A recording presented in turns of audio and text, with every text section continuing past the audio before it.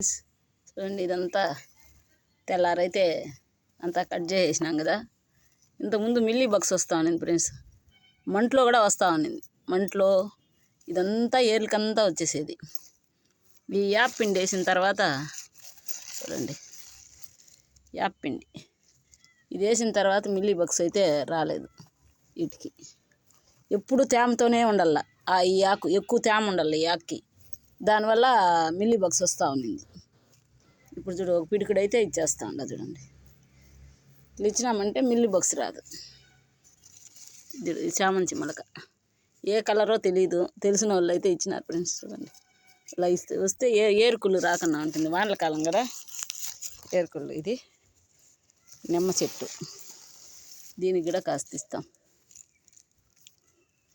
ఈ నిమ్మ చెట్టుని కాపాడుకోవాలి కదా. చూడండి ఫ్రెండ్స్, బాయ్ ఫ్రెండ్స్.